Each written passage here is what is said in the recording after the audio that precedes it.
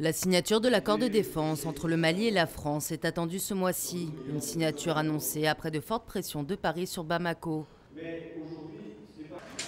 Pour la France, cet accord doit être signé afin de donner un cadre juridique à la prolongation de sa présence militaire au Mali.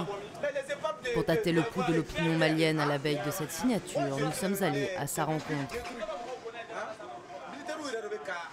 Je juge que l'armée malienne n'a aucun moyen pour parer aux éventuelles attaques djihadistes et puis aux incursions que l'on voit fréquemment au nord Mali. Je pense sincèrement que les dirigeants maliens doivent arrêter de moins faire la politique et de songer à l'intérêt suprême de la nation. Et signer cet accord de paix-là afin que la France puisse venir mettre une base militaire au nord Mali qui serait vraiment sécuritaire et salutaire pour tout le monde.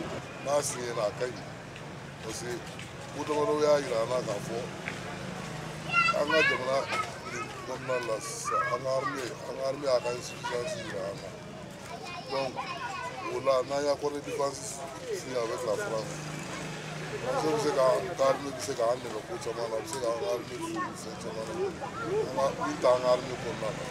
Si certains sont favorables à la signature, d'autres émettent des réserves et surtout des interrogations quant au contenu de l'accord et même sur le choix des dates. En signant cet accord de défense avec la France, elle pourra nous aider à mettre sur pied notre armée en y apportant ce qui manque. Pour nous expliquer ce qu'il y a dans cet accord de défense entre la France et le Mali. Parce qu'à chaque fois quand on nous parle de l'accord de défense, il faut que ça coïncide, ils veulent que ça coïncide à des dates. Par exemple, la première fois quand on a parlé, on a dit que ça va être signé le 20 janvier. Le jour de la fête de l'armée.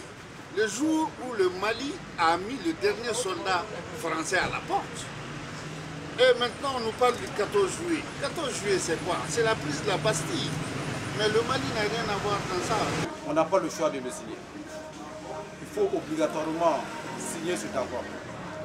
Si on ne le signe pas, on aura des problèmes au nord. Pour moi, d'abord, avant l'accord de défense, la libération de Kidal.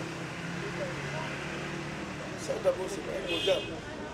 Parce que moi, je ne peux pas comprendre, on va signer l'accord de défense et le Kidal, ce qui se passe là-bas, c'est la France qui est à la base. Pourquoi? Hein? La France a aidé le Mali, mais la France a mis les cailloux dans la chaussure du gouvernement malien. Et il dit, et le gouvernement n'a qu'à courir. C'est ça, c'est normal. La phase de guerre frontale contre les groupes djihadistes de l'opération Serval est en train de se terminer, selon le ministre de la Défense français, Jean-Yves Le Drian.